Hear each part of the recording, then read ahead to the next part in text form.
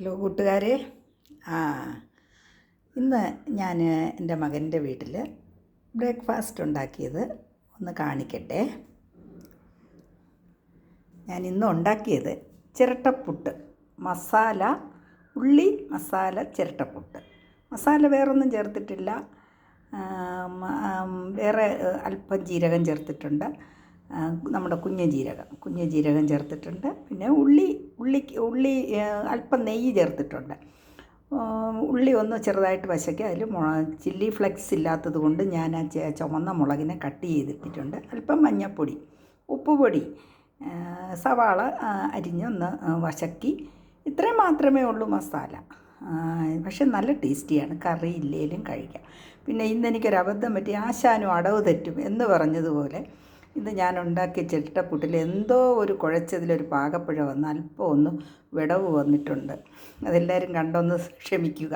പക്ഷേ ടേസ്റ്റിയാണ്, എനിക്ക് ഭയങ്കര ഇഷ്ടപ്പെട്ടു. ഞാൻ പല പ്രാവശ്യം ഇവിടെ ഉണ്ടാക്കി, നാട്ടിലും ഉണ്ടാക്കി, എൻ്റെ മകളുടെ അവിടെ ഉണ്ടാക്കി. പക്ഷേ ഇവിടെ ഇതുവരെ വന്നില്ല.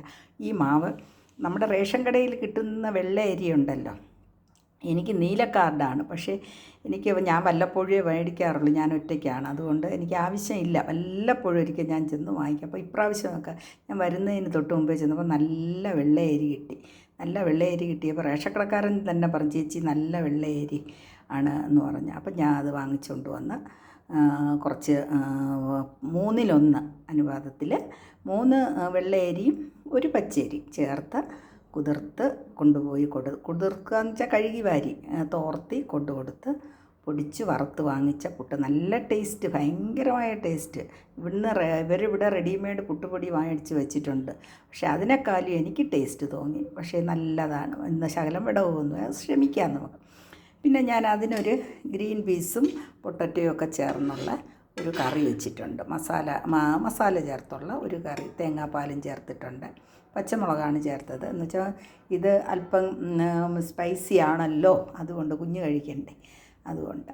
പിന്നെ പർപ്പടകമുണ്ട്. പർപ്പടകം ഇല്ലാത്തൊരു ആഹാരവിടെയില്ല. പർപ്പടകമുണ്ട്.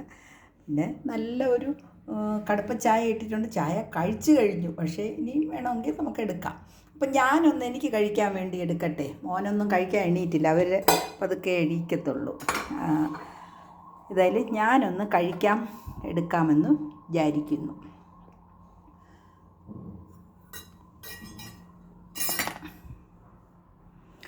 നല്ല ടേസ്റ്റാണ് കേട്ടോ. കറിയൊന്നും ആവശ്യമില്ല. പക്ഷേ നമ്മൾ കറി വെച്ചത് കൊണ്ട് മാത്രം കറി എടുക്കാം എന്നേ ഉള്ളൂ. എനിക്ക് കറിയുടെ ആവശ്യമില്ല, പിള്ളേർക്കൊക്കെ കറി വേണമായിരിക്കും. ഓക്കെ.